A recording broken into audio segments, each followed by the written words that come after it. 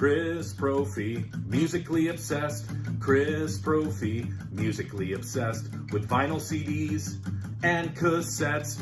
Criss Prophy, musically obsessed. Oh yeah! All right, people seem to like this series, so I've got a twofer for you today. You knew it was coming at some point. Today I want to talk about the album, two albums for you. 1995, Iron Maiden, The X Factor, and 1998, Virtual 11. All right. So I want to say, first of all, if you haven't checked out the other two videos in the series, I'll leave links below to those videos. I did Neil Young, Landing on Water, and I also did Peter Criss's solo record when he was in Kiss. So definitely check those out. You knew that these two albums were coming, though. Bruce Dickinson, out.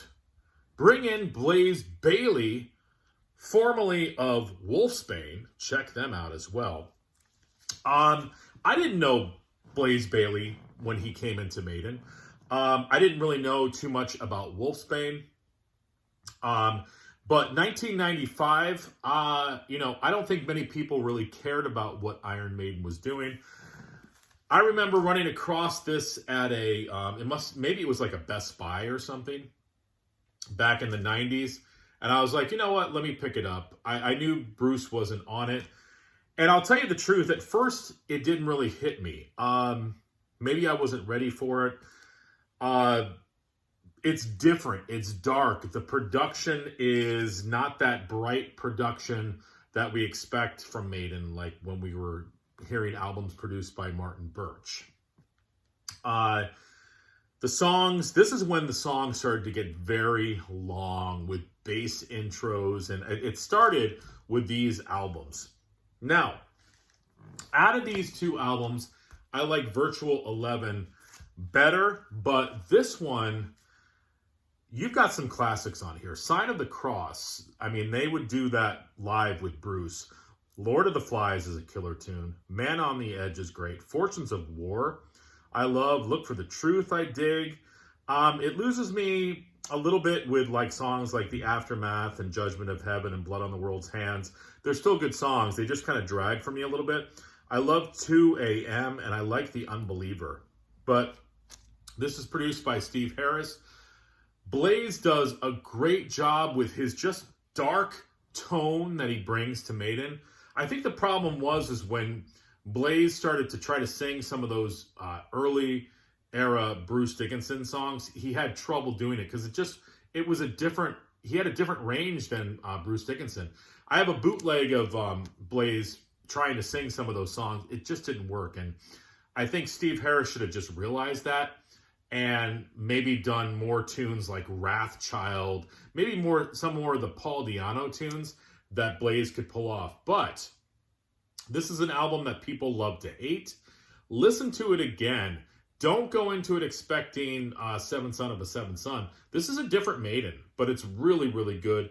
And Blaze does a phenomenal job. This one, I remember, I was so excited when this album came out because it opens up with the tune Future Real, which is one of my favorite songs by Iron Maiden. This was a brighter album. It was faster. I felt like it was just had a little bit more energy than the X Factor. I love The Angel and the Gambler too. It goes on for a little long, but I still dig it. Lightning Strikes Twice, amazing. The Klansman, and that's not even my favorite song on this album, but Bruce sings that as well, even to this day.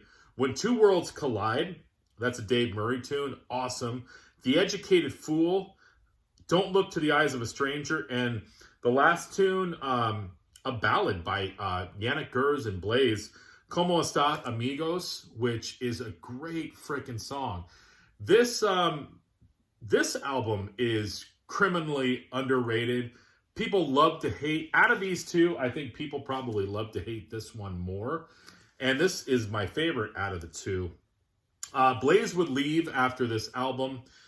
Bruce, of course, would come back for Brave New World in around 2000, and then, the rest is history.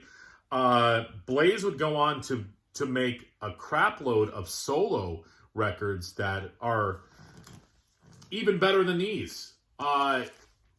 Heavy, progressive albums, metal albums, where he is in just great vocal form and the songwriting is there. I have a lot of his live albums as well that he does solo. Those are great as well. But I would definitely go back, check these albums out again, give them another listen. Again, don't go in thinking you're going to hear Somewhere in Time. You're not. This is a darker Maiden.